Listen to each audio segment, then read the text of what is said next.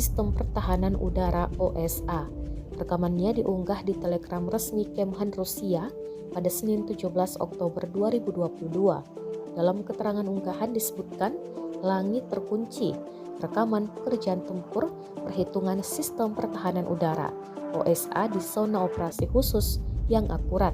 Senjata andalan ini digunakan untuk menutupi unit senapan dan tank bermotor serta fasilitas strategis yang penting bagi Ukraina. Kemampuan kompleks memungkinkan untuk memberikan perlindungan yang andal bagi pasukan yang sedang berbaris, menembak jatuh UAV musuh dan menutupi posisi menembak artileri. Jelas Kemhan Rusia, OSA adalah sistem rudal taktis permukaan ke udara, sangat mobile, ketinggian rendah, jarak pendek.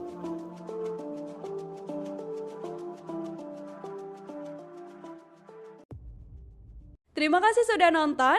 Jangan lupa like, subscribe, dan share ya.